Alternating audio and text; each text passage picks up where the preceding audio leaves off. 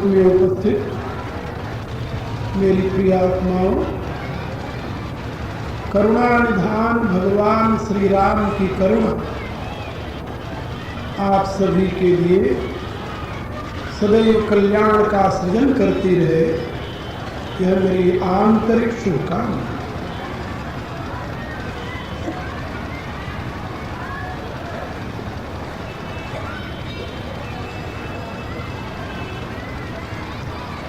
जीवन में उत्साह, साहस, धैर्य और आत्मबल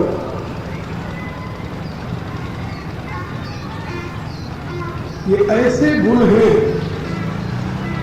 जो मनुष्य को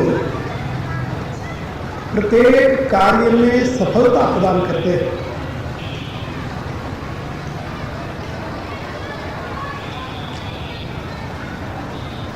और यदि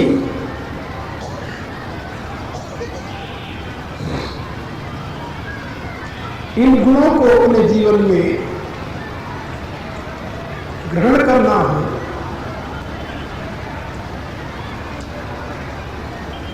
तो उन शक्तियों की हमें आराधना करनी चाहिए जिनमें ये गुण विद्यमान हैं, जो इन दिव्य गुणों के समुद्र है, सागर है।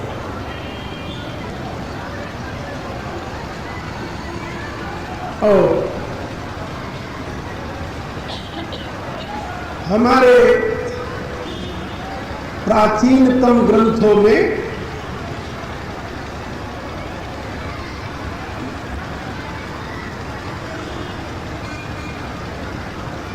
इतिहास के रूप में रामायण और महाभारत तथा अष्टादश पुराण, इनकी बड़ी महिमा है, इन्हीं की प्रतिष्ठा है। लेकिन इन समस्त ग्रंथों में आपको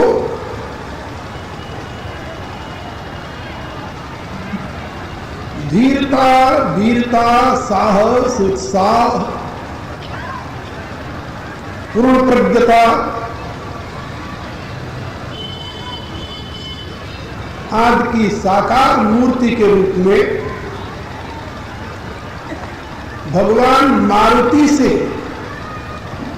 और उत्तम कोई दूसरा पात्र नहीं बनेगा। भगवान मारुति, हनुमान जी, इन सभी सद्गुणों के साकार विग्रह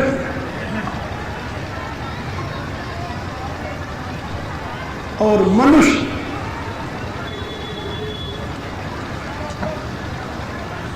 जिसका चिंतन करता है, जिसका मनन करता है, वैसे ही गुण उसमें आ जाते हैं, वैसे ही उसकी वृत्ति बन जाती है।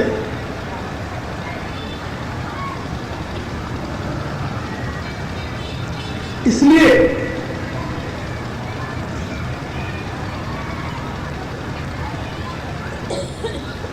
हमारे यहां धर्म ग्रंथों में बताया गया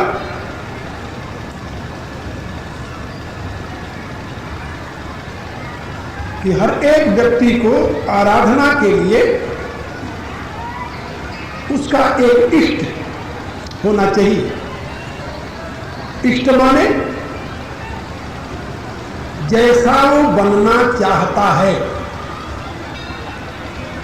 वैसा उसका आइडियल होना चाहिए, आदर्श होना चाहिए, उसको इष्ट कहते हैं। और उसी का ध्यान, उसी का चिंतन, उसी का मनन करे तो धीरे धीरे उसके गुण उसमें आने लगते हैं। साइकोलॉजी, जिसे मनोविज्ञान कहते हैं, मनोविज्ञान का भी यही सिद्धांत है कि आपका मन जिससे संबंधित होगा उससे संबंधित गुण आपके हृदय में उतरने लगेंगे। लोभी आदमी धन का चिंतन करते ही लोभ से अभिभूत हो जाता है। कामी आदमी स्त्री पुरुष का चिंतन करते, पुरुष स्त्री का चिंतन करते ही वासना से अभिभूत हो जाती है। किसी का पुत्र विदेश रहता हो, दूर रहता हो, पुत्र का चिंतन करते ही जहां पुत्र की छवि उसके हृदय में आई, वात्सल्य से हृदय भर जाता है। शत्रु को याद करते ही अंतर में एक ज्वाला उत्पन्न हो जाती है। ये जो मनोवैज्ञानिक साइकोलॉजिकल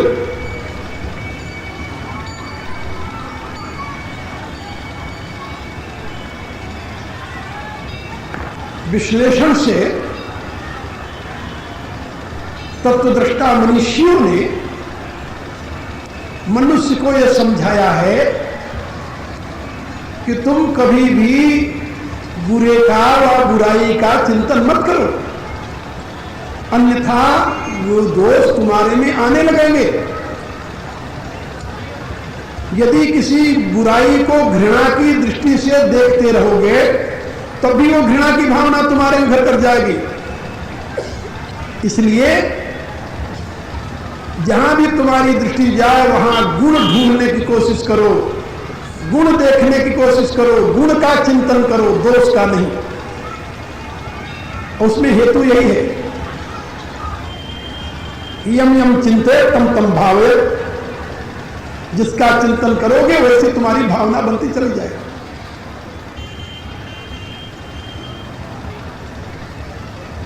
और इसका इतिहास में आपको प्रत्यक्ष उदाहरण में बता रहा हूं।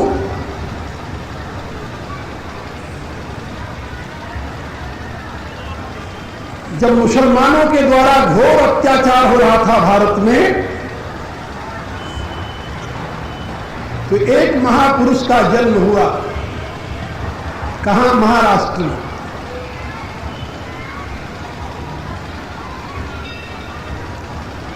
और वह एक सुयोग्य और बुद्धिमान बालक था। युवा अवस्था में आया तो माता पिता ने उसके विवाह की व्यवस्था कर दी। बारात सज करके लड़की वालों के घर पहुंच गई। दूल्हा बन करके वो युवक गया ससुराल जिसे कहते हैं। जब चौकी पर बैठने लगा, जहां फेरे होते हैं, तो वहां पर जब बैठने लगा चौकी पर, तो पुरोहित, ऐसा वेद में व्यवस्था है, उसे सावधान करता है। सावधान ये सबके साथ होता है, उसी के साथ हुआ ऐसी बात नहीं। जब सावधान कहा तो बालक चौंक पड़ा। चौंक पड़ा और सोचने लगा कि क्या बात है, मैं तो सावधान नहीं, मैं तो विवाह की खुशी में ओतप्रोत होकर के यहां यज्ञ मंडप में, विवाह मंडप में पहुंच चुका हूं।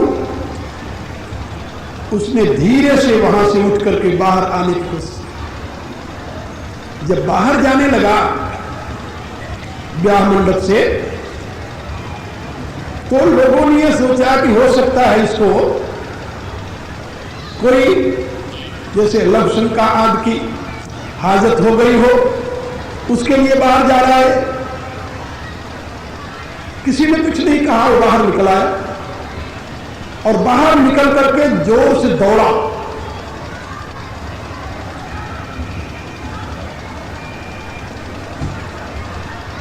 जब दौड़ा थोड़ी दूर पर वहां जंगल, वो जंगल में प्रवेश कर गया। मंडप में विवाह के लोग ढूंढ रहे हैं, इंतजार कर रहे हैं कि बालक अब आ रहा होगा, अब आ रहा होगा, लेकिन वो तो वहां गायब। फिर उसकी खोज होने लगी कि लड़का कहां गया, वही दूल्हा कहां गया, का दूल्हा तो गायब हो गया।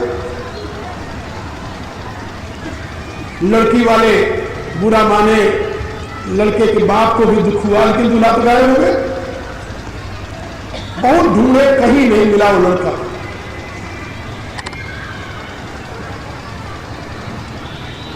और जब कहीं नहीं मिला तो माता पिता निराश हो गए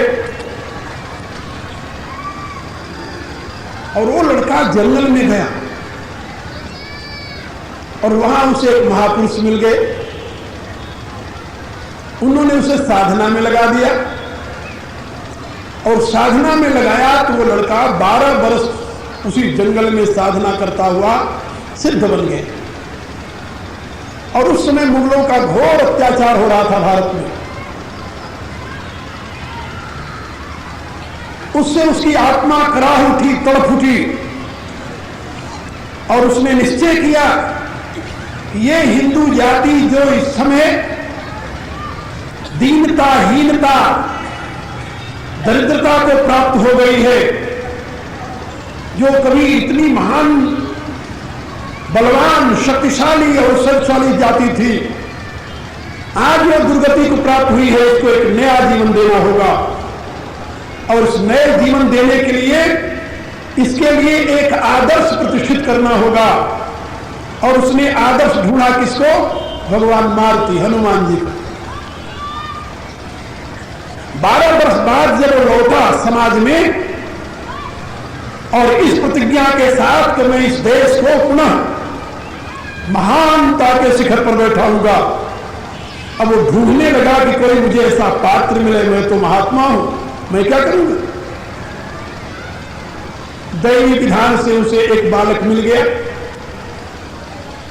उस बालक को देखा, उसके साहस को देखा, उसने निश्चय किया कि ये बालक मेरे क्रियाकलाप का माध्यम बनेगा।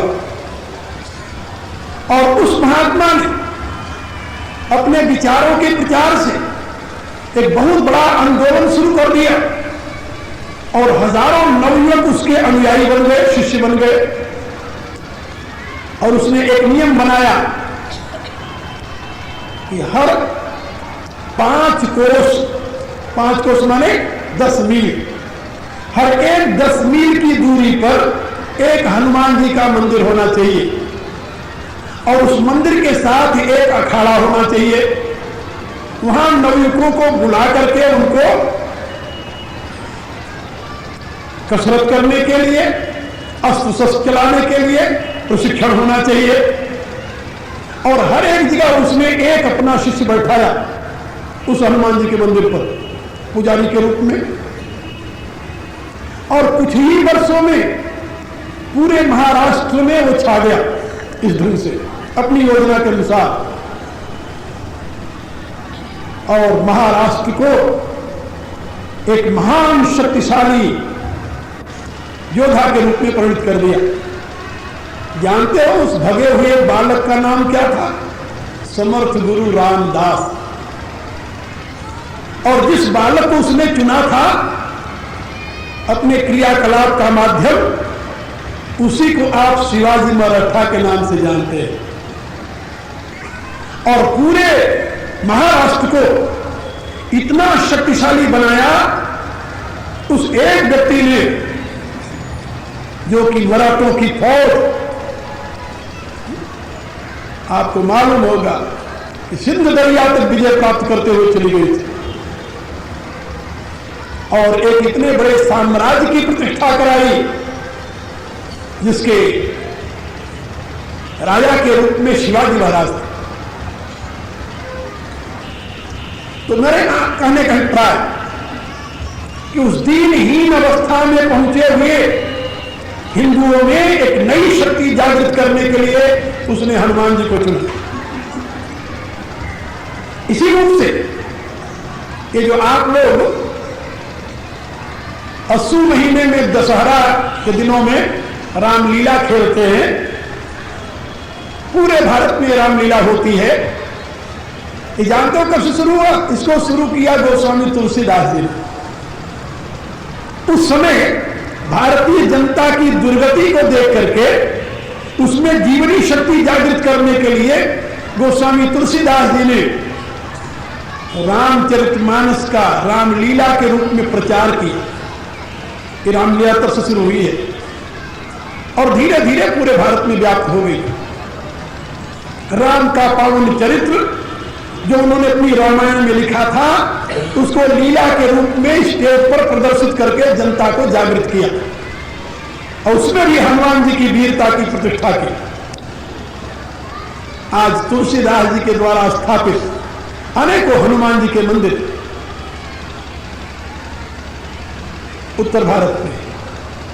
मेरे कहने का अभिप्राय कि जिस प्रकार का आपका आइडियल होगा वैसी आपकी वृत्ति बनेगी। भक्ति के नाम पर जिस हीन भावना का प्रचार हुआ भारत में वह भारत की जनता के लिए अभिशाप बना और ये सब हुआ भक्ति के नाम पर, भगवान की उपासना के नाम पर। जनता को क्या शिक्षा दी गई? तुम तृणादपि सुनीचे न, तृण से भी नीच बन जाओ, तरोरुह सहिष्णुना, और वृक्ष से आधा सहनशील अधिक तुम्हारे में सहन शक्ति आ जाए। कोई तुम्हें लात मारे तभी उससे हाथ जोड़ो, कोई तुम्हारा तिरस्कार करे तभी तुम उसको पांव पकड़ लो। ऐसी ऐसी कहानियां गढ़ी गई, क्या बताऊंगा। और सारे स्वाभिमान को तिलांजलि देख करके बिल्कुल अमानी ना मान देना, स्वाभिमान को तिलांजलि दे दो और दीन बन करके भगवान को पुकारो, भगवान आएंगे तुम्हारी रक्षा करेंगे। इस प्रकार की मूर्खतापूर्ण बातें भक्ति के नाम पर प्रचारित की गई और ये महान वीर जाति, महान राष्ट्र दीनहीन बन करके मुट्ठी भर असभ्य विदेशियों के पांव के नीचे कुचला जाता रहा। एक दिन दो दिन नहीं, 700 वर्ष तक मुसलमानों के द्वारा कुचला जाता रहा। 200 वर्ष तक यहां से 6500 मील से दूर से आए हुए अंग्रेजों के द्वारा कुचला जाता रहा। लेकिन बीच बीच में प्रभु की कृपा समझिए, पंजाब में हमारे गुरुओं ने शस्त्र उठा करके अपने वीरता और धीरता का संस्कार दिया। उस परंपरा शक्ति स्वरूपा भगवती का स्मरण करते हुए, अपने पूर्वजों के नाम को प्रकाशित करते हुए, आप विचित्र नाटक पढ़िए जरा, जो दशम गुरु का लिखा हुआ है,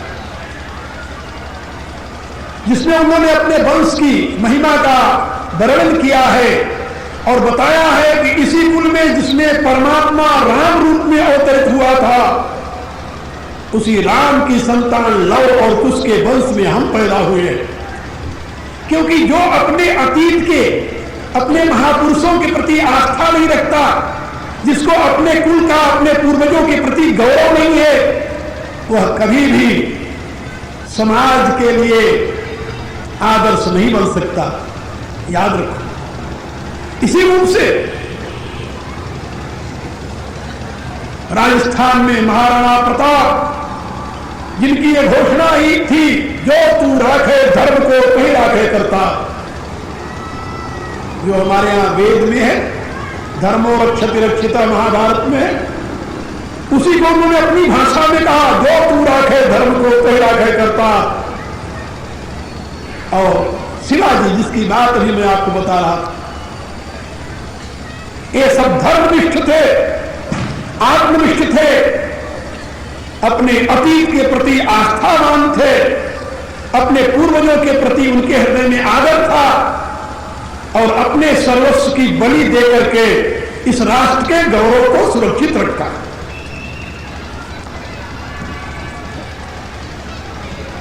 इसलिए किसी भी प्रसुप्त जीवन में यदि प्राण जागृत करना हो, शक्ति का संचार करना हो, तो उसके लिए भगवान मारुति का पावन चरित्र एक नई चेतना प्रदान करने में सक्षम है।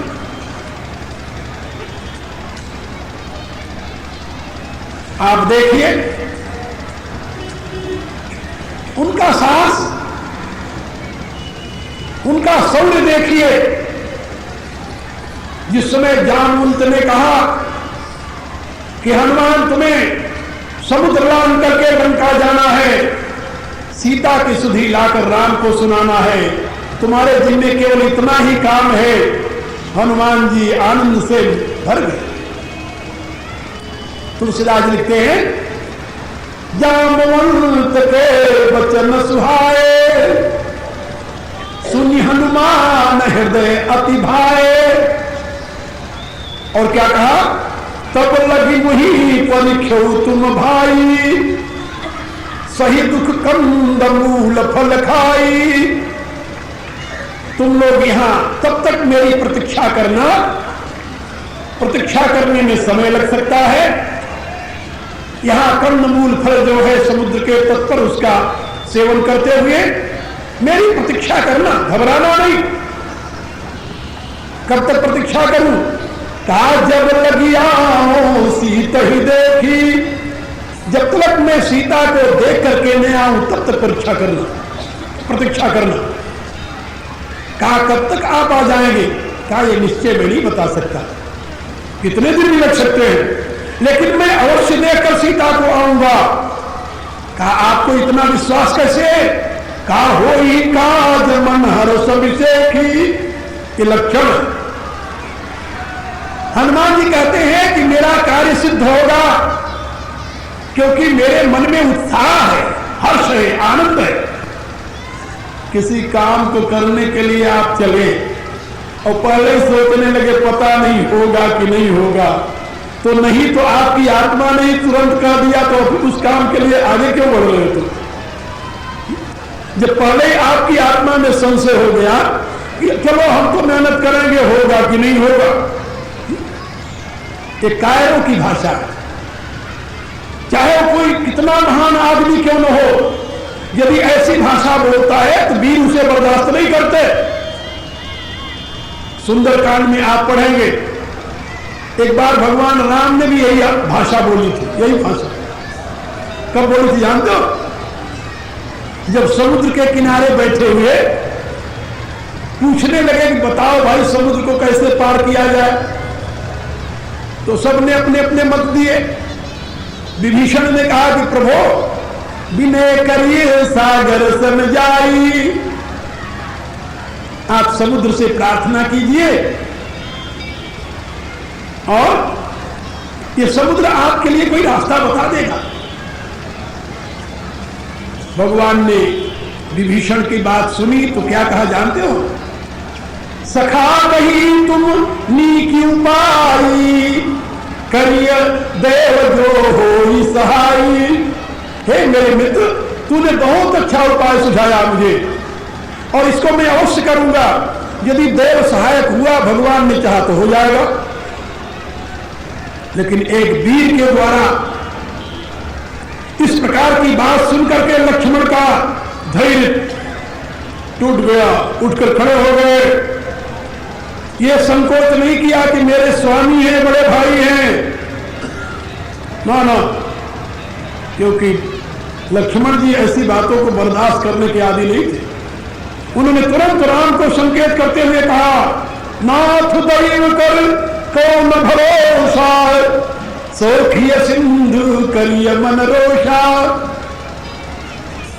और जो आप बोल रहे करिए देव हो सहाय, ये कायर मन कहूं एक अधारा, दैव दैव आलसी पुकारा। लक्ष्मण जी कहते हैं तो कायरों की भाषा आप बोल रहे हैं। कायर लोग कहा करते हैं कि यदि ईश्वर ने चाहा तो काम हो जाएगा। ईश्वर की दुहाई, दैव को दुहाई तो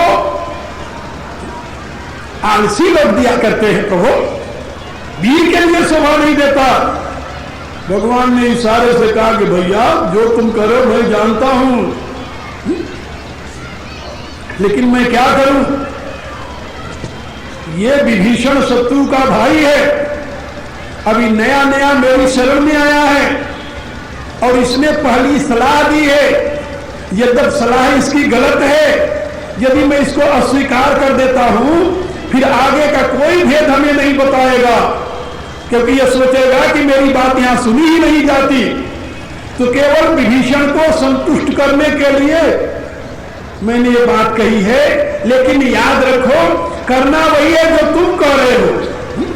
ऐसा ही कर धरऊ मन धीरा, करना वही है, क्योंकि मैं जानता हूं कि रास्ता समुद्र से नहीं देगा। और जब 3 दिन बीत गया तो भगवान राम ने तुरंत लक्ष्मण को कहा, लक्ष्मण, कहा प्रभु, कहा लक्ष्मण बाण सराल सनयानु, मेरा धनुष बाण लिया, क्या करोगे प्रभु? बारिद विशिक पिशानु, अग्नि बाण से मैं समुद्र को सुखाऊंगा।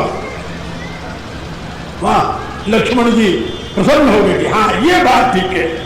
और जब भगवान ने अग्नि बाण को संधान किया तो तुरंत समुद्र हाथ जोड़कर सामने आ गया। तो वहां पर तुलसीदास जी ने लिखा है कि सठ सन विनय कुटिल सन प्रीति, सहज कृपण सन सुंदर नीति, ममता रत सन ज्ञान कहानी, अतिलोभी सन विरति बखानी, क्रोधी सन कामी हरि कथा, ये ऊसर बीज बे फल जथा। कहा कि याद रखो, शत व्यक्ति से विनम्रता से यदि चाहो कि काम ले लो, वो भाषा ही नहीं समझता, वो तो शक्ति की भाषा समझता है। यदि शक्ति की भाषा कहो तो तुरंत कहेगा हाँ ठीक जो आप कह रहे हो।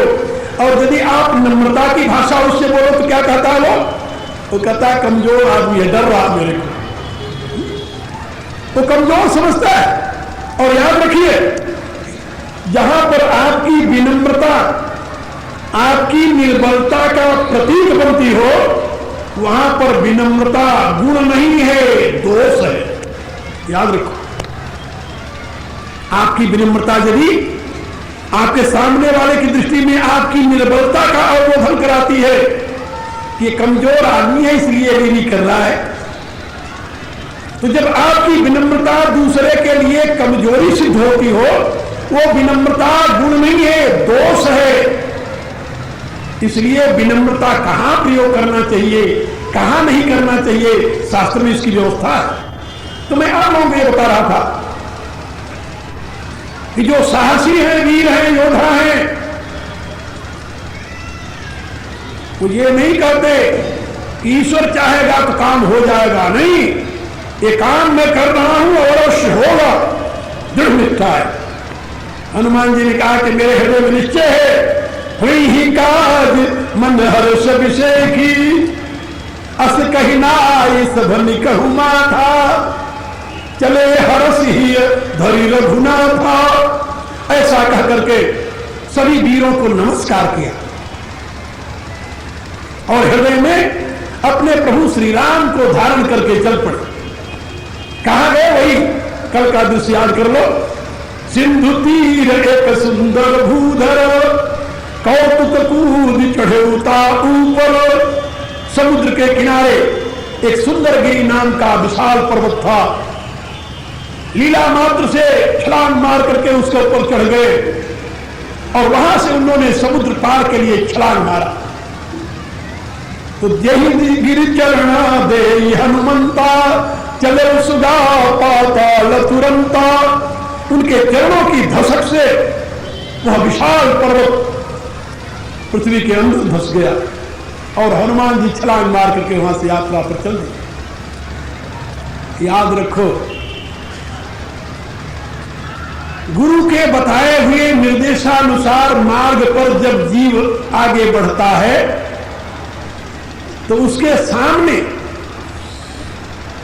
बाधाएं न आए, ऐसा नहीं होता। लोग कहते हैं हम तो रातों दिन भगवान भजन करते हैं तो भी कई बाधाएं आ जाती हैं, तो सोचते हैं कि ये भगवान कैसा, जिसका भजन करने पर बाधाएं आ जाए तो भजन ही छोड़ देते हैं, वो भगवान सही भगवान नहीं है। फिर असली भगवान की तलाश करने लगते हैं, और असली भगवान किस रूप में उनको मिलता है तो भगवान ही जाने या वो जाने। हनुमान जी जब लंका के लिए प्रस्थान किए तो राम के कार्य के लिए जा रहे थे, अपना कोई स्वार्थ नहीं था उनका, लेकिन उनके मार्ग में बाधाएं आई, और एक बाधा नहीं आई, तीन बाधाएं आई, तीन।